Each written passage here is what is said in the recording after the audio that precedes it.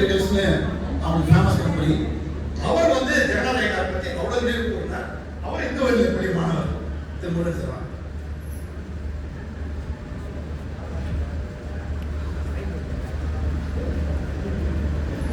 அனைவருக்கும் மாலை வணக்கம்.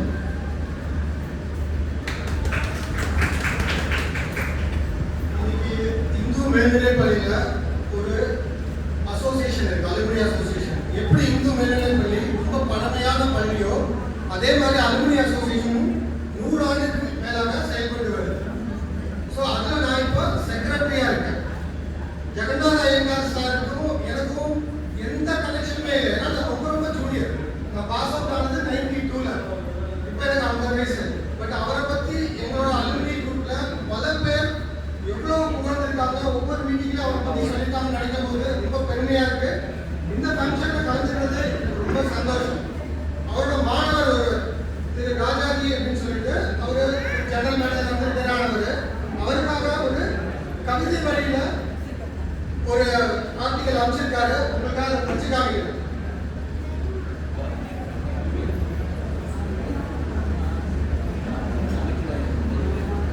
எனது ஆசிரியர் திரு ஜெகநாத ஐயங்கார் அவர்களின் 100ஆண்டு நிறைவு விழாவிற்கு தொலைபேசியில் அழைப்பு அளித்தமைக்கு திருமதி கோதை சம்பத் அவர்களுக்கு நன்றி. நான் விழாவில் பங்கு பெற விரும்பியும் வர முடியாத நிலையில் உள்ளேன். தற்போதைய உடல்நிலை என அனுமதிக்காத காரணத்தினால் இந்த குறுஞ்செய்தியை அந்த குழுவினோருக்கு பகிர விரும்புகிறேன். திரு ஜெகநாத ஐயங்கார் என்பதிலே என் கண்முன் வந்து நிற்பது அவருடைய கம்பீரமான உருவமும் காதில் ஒழுகும் கற்கண்ணும் கணீர் என்ற குரலும் தான். 1960-61 எனக்கு 6வது வகுப்பு ஆசிரியராக ஆரம்பித்த எங்கள் உறவு 1967 நான் பள்ளிக்கு படிப்பு முடித்து செல்லும் வரை வெகு நெருக்கமாக நீடித்தது. நான் அவர் வகுப்பில் படித்த போதும் சரி, எங்கள் பள்ளி சாரணர் குழுவின் ஸ்கவுட் தலைவனாக இருந்த போதும் சரி, ஒரு தந்தையை போன்ற பாசம் காட்டி என்னை வழிநடத்தியவர். பழகுவதற்கு இனிமையானவர். சுருக்கமாக சொல்ல போனால் அவரை போன்ற சிறந்த ஆசிரியர்களை ஆண்டவர் இன்றும் படைக்கிறானா என்பதே எனக்கு புரியாதது ஒன்று. என்னை பொறுத்தவரை அவர் இன்றும் பலர் நெஞ்சங்களில் வாழ்ந்து கொண்டுதான் இருக்கின்றார். என் ஆசான் திரு ஜெகநாத ஐயங்காருக்கு என் சிறப்பான வணக்கங்களை உரித்தாக்கி ஒரு சிறு கவிதையும் சமர்ப்பிக்கிறேன்.